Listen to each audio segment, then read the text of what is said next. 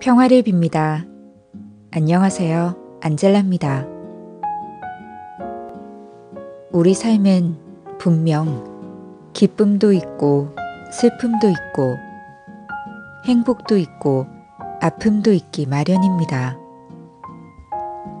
하지만 불행이 연속으로 닥쳐올 때 내가 믿는 신앙에 대해 단편적으로 생각하기도 해요.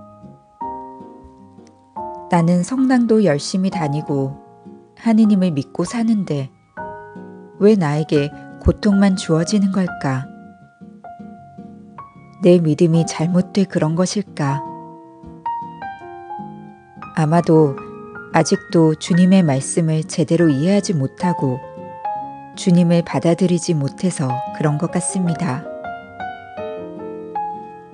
예수님의 고난과 나의 불행도 온전히 주님께 맡겨보는 건 어떨까요? 어렵고 힘들수록 주님께 의탁하며 나를 온전히 그분 안에 머물러 보는 건 어떨까요?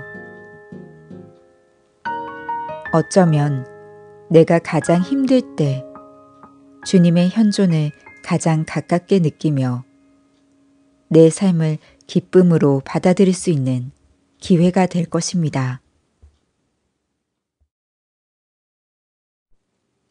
2월 20일 연중 제6주간 목요일 복음 스승님은 그리스도이십니다. 사람의 아들은 반드시 많은 고난을 겪어야 한다. 마르코가 전한 거룩한 복음입니다. 8장 27절에서 33절까지의 말씀입니다.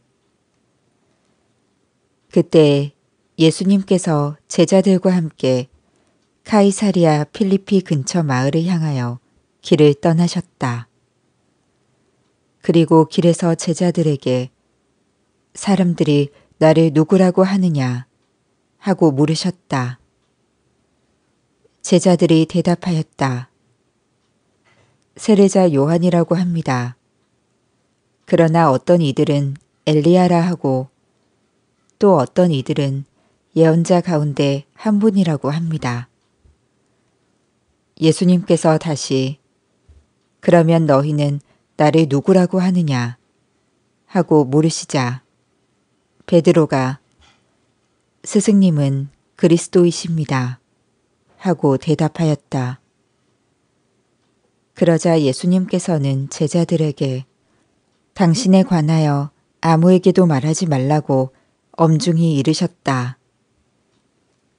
예수님께서는 그 뒤에 사람의 아들이 반드시 많은 고난을 겪으시고 원로들과 수석 사제들과 율법 학자들에게 배척을 받아 죽임을 당하셨다가 사흘 만에 다시 살아나셔야 한다는 것을 제자들에게 가르치기 시작하셨다. 예수님께서는 이 말씀을 명백히 하셨다. 그러자 베드로가 예수님을 꼭 붙들고 반박하기 시작하였다. 그러나 예수님께서는 돌아서서 제자들을 보신 다음 베드로에게 사탄아, 내게서 물러가라. 너는 하느님의 일은 생각하지 않고 사람의 일만 생각하는구나 하며 꾸짖으셨다. 주님의 말씀입니다. 오늘의 묵상. 우연한 기회로 신학교 동기 신부들에게 설문조사를 한 적이 있었습니다. 가장 보람된 순간, 가장 공허한 순간, 사제가 되어서 좋은 점과 어려운 점에 대해 물었습니다. 그런데 그 결과가 흥미로웠습니다.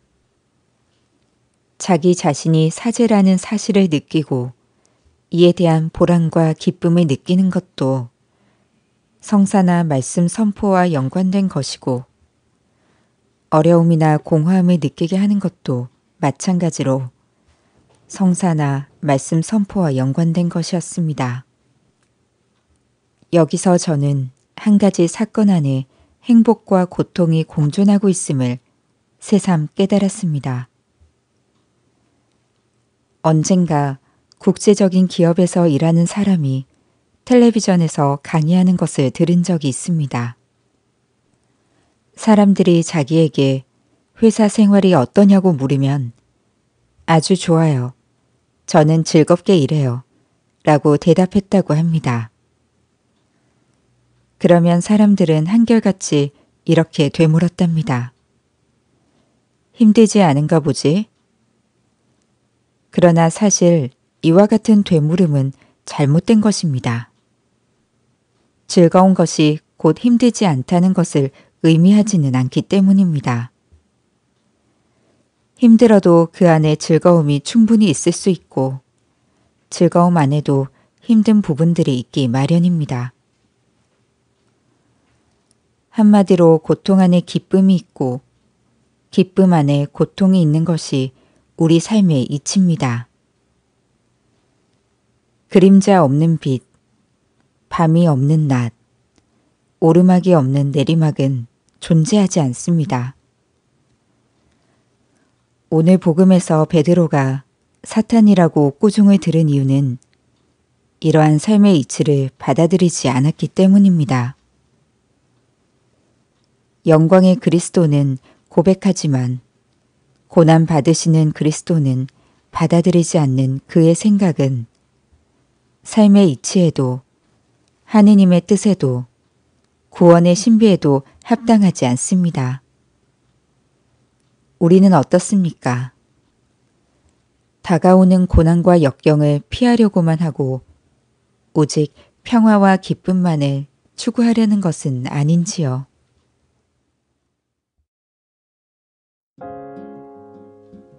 너는 하느님의 일은 생각하지 않고 사람의 일만 생각하는구나.